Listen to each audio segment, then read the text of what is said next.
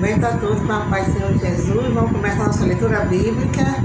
Começo fazendo uma oração. Oremos. Senhor Deus e maravilhoso Pai, abençoe essa programação que agora começa, abençoando a minha pessoa e todos que vão nos acompanhar, nossa web rádio, nosso Facebook, YouTube, todo canal de evangelização. E esse dia de hoje, 2 de janeiro de 2026, seja um dia de muita paz, muita saúde, prosperidade, proteção, em nome de Jesus, amém. Então, vamos para a nossa leitura bíblica. Nós estamos agora no livro de Marcos, primeiro capítulo, ficamos no versículo 9, no versículo 7. João dá testemunho de Jesus e pregava dizendo: após mim vem aquele que é mais poderoso do que eu, do qual não sou digno de curvando-me, desatar as correias das sandálias. Eu vos tenho batizado com água, ele, porém, vos batizará com o Espírito Santo. Amém. O batismo de João. Naquele dia, veio Jesus de Nazaré da Galiléia e por João foi batizado no Rio Jordão. Logo ao sair da água, viu os céus se rasgarem e o Espírito descendo como pomba sobre ele. Então foi ouvida uma voz do céu: Tu és o meu filho amado, em ti me comprazo. Amém. Aqui fala ainda de João Batista, que João Batista estava pregando, ele pregava no deserto, pregava também as margens do Rio Jordão, que ele batizava, por isso o nome dele era João Batista. Que Batista vem de batismo, que ele batizava. Então João começou a falar de Jesus, que ele começou a pregar falando de Jesus, que vem alguém, que é Jesus, que é mais poderoso do que ele. Quer dizer, ele não era poderoso é Deus. Ele quis dizer assim, que tinha muito mais valor do que ele. É tão poderoso que ele não era digno de curvando, desatar a correia das sandálias, nem de fazer esse simples gesto, porque Deus, por exemplo, Deus Pai, a gente não tem o privilégio nem de ver, Algumas pessoas da Bíblia, do Antigo Testamento, escutaram a voz dele, Moisés, Elias, outras pessoas escutaram a voz dele, Mas nunca ninguém viu. Uma vez Moisés viu assim, tipo assim, uma nuvem, mas era tipo assim, uma pessoa assim de costa, assim, ele não viu o rosto dele. Porque ninguém tem um merecimento de ver Deus, E como Jesus é Deus Filho, porque eles têm o merecimento de desatar nem a sandália dele. Diz que ele tem batizado com água, mas ele, Jesus, veio batizará com o Espírito Santo. Para ver como ele mais, sem dúvida foi mais do que João, mais do que todos, Porque João batizou com água no rio, no Jordão, mas Jesus ia batizar com fogo do Espírito Santo.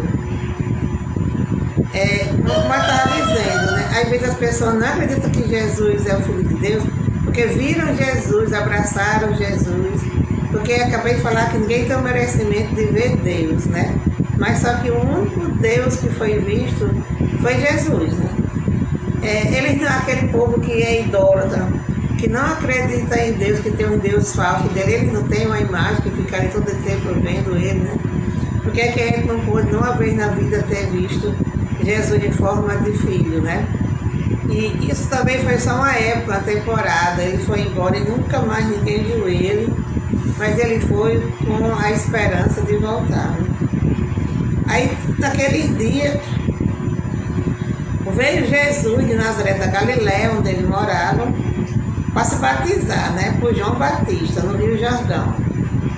E ele se batizou. Aqui não tem dizendo não, mas tem outra leitura que tem dizendo que João diz assim: eu que devia você tiver a mim. Mas Jesus pede para ele deixar ser batizado. Porque antes dele começar o ministério dele, ele queria ser batizado, Antes dele começar a evangelizar. Assim que logo no comecinho, que ele foi evangelizar, ele procurou João Batista para ser batizado. E logo ao sair da água, quando ele foi batizado, os céus se rasgaram, tipo assim, se abriram, E o Espírito Santo desceu sobre Jesus em forma de uma pombinha branca. E então foi ouvida uma voz do céu dizendo, Deus falando, né? Tu és o meu filho amado, em ti me comprazo. Quem estava ali naquela hora que viu essa voz do céu dizendo, com certeza não duvidou de Jesus de jeito nenhum. O João Batista ele já cria em Jesus, porque ele mesmo foi um dos profetas que anunciou a chegada de Jesus. E João Batista ele era primo de Jesus ainda, não era primo legítimo não. E a mãe dele, a mãe de Jesus, era prima legítima de Isabel, que é prima de João, né? Ele era assim, um primo terceiro, uma coisa assim. Mas era da família, era primo sempre, né? E eles sabiam, né? A pessoa eu acho que da sua família sabia que Jesus era filho de Deus. Maria não falou para todo mundo, né? Mas para algumas pessoas ela falou. Foi quando ela foi visitar Isabel, que Isabel engravidou antes dela. Ela não tinha barriga ainda, mas Isabel já tinha. Quando ela viu Maria chegando, eu disse que a criancinha se mexeu de alegria na barriga dela, né? Então aí ela já sentiu que ela já tinha um espírito de revelação, dor de revelação na hora, que ela estava esperando, né? O Filho de Deus. Aí a criancinha sentiu isso, e que a criança sente as coisas, né? E se mexeu na barriga feliz, né? Na barriga de Isabel, que é a mãe dele. Amém. É muito importante, né? A pessoa estar vivendo naquela época que Jesus estava na terra, né?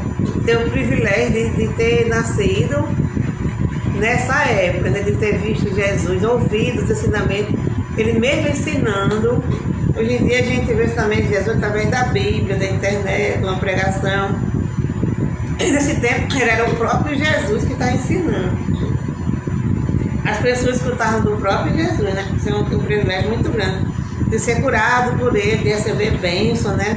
Muita gente, uma multidão seguia ele sempre. E muita gente foi curada, né? Através do poder de Jesus. Ele expulsou dele o espírito mal, ele curou, ele converteu, ele ressuscitou, né? Ele fez um bocado de milagres, né? E foi um privilégio muito grande as pessoas terem vivido na época de Jesus. Amém. Bom, hoje, como eu falei, terça e quinta é só eu. Se não quiser que qualquer dia pode entrar, mas é porque eu achei melhor assim. Porque terça e quinta, do Conselho de Jacó, eu não estou indo que está falando na minha igreja. Mas, mesmo se eu fosse der tempo, eu ainda faço para isso aí, irmão Raimundo.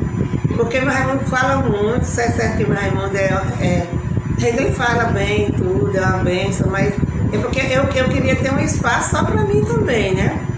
Porque mesmo porque ele fala bem mais do que eu tenho muito pouco espaço, né?